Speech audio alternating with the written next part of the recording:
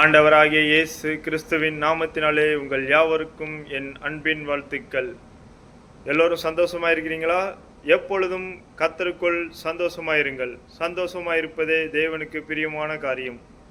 எந்த வேளையிலும் சந்தோஷமாயிருங்கள். இன்றைக்கான தேவனுடைய வார்த்தை, சகித்தால் நலமாயிருக்கும். இன்றைக்கான தேவனுடைய வார்த்தை, சகித்தால் நலமாயிருக்கும். வாங்கள் தேவனுடைய வார்த்தையை விசுவாசத்துடன் கேட்போம். என் புத்தியினத்தை நீங்கள் சற்றே சகித்தால் நலமாயிருக்கும். என்னை சகித்தும் இருக்கிறீர்களே. இன்றைக்கான தேவனுடைய வார்த்தை என்ன சொல்கிறது? 2 கொரிந்தியர் 11ஆம் அதிகாரம் 1ஆம் வசனம். இன்றைக்கான தேவனுடைய வார்த்தை என்ன சொல்கிறது? சகித்தால் நலமாயிருக்கும். அதாவது குடும்ப வாழ்க்கையில் சகித்து சென்றால் குடும்பங்கள் நலமாக இருக்கும்.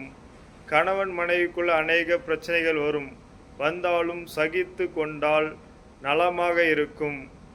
தேவனுக்கு கீழ்ப்படுகிறது போல் உங்கள் சொந்த புருஷருக்கும் கீழ்ப்படிந்து இருங்கள். அவர்கள்தான் உங்கள் நலனுக்காக தேவைகளை சொல்லுவார்கள். அவர்கள் சொல்லுகிறது நமக்கு சற்று கடினமாக இருக்கலாம். இருந்தாலும் நாம் தேவனுக்கு கீழ்ப்படுகிறது போல நாம் கணவருக்கு கீழ்ப்படிந்து நடக்கணும். நம்முடைய புருஷருக்கு கீழ்ப்படிந்து நடக்கணும். அப்படி என்று தேவன் சொல்லுகிறார். சரிங்களா? தேவன் என்ன சொல்லுகிறார்னா, நீங்கள் எனக்கு கீழ்ப்படிந்து நடக்கிறது போல உங்கள் சொந்த புருஷருக்கும் கீழ்ப்படிந்து நடங்கன்னு சொல்லுகிறார். சகித்தால் நலமாயிருக்கும். புருஷன் எந்தவித கண்டிஷன் போட்டாலும் அது நலமாயிருக்கும் என்று விசுவாசிக்கணும். அதனால் அவர் உங்கள் உடைகள், உங்கள் நடைகள், அவர் எது சொன்னாலும் நமக்கு நன்மைக்கு தான் சொல்லுவார் என்று கோபப்படாமல் எடுத்துக்கொள்ள வேண்டும். அதுதான் தேவன் சொல்கிறார், சகித்தால் நலமாக இருக்கும். குடும்பத்தில் நாம் வாழும்போது அநேக சகிப்பு தன்மை வேண்டும்.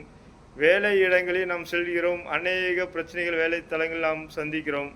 அங்கே நாம் சகித்து எதெல்லாம் நம் உதறி தள்ளிவிட்டு தினந்தோறும் வேலைக்கு போகிறோம், மகிழ்ச்சி அடைகிறோம், மாதமான சம்பளம் பெறுகிறோம். அதேமாரி குடும்ப வாழ்க்கை நீண்ட நாள் வாழ்க்கை. அது எப்பொழுதுமே நாம் நலமானதை எடுத்துக்கொள்ள வேண்டும். நீங்கள்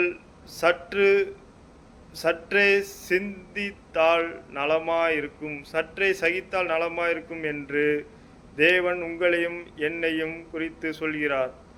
இன்றைக்கான தேவனுடைய வார்த்தையை விசுவாசத்துடன் கேட்ட பார்த்த உங்கள் யாவரையும் தேவன் தாமே ஆசீர்வதித்து பெருக செய்வார். தேங்க்யூ.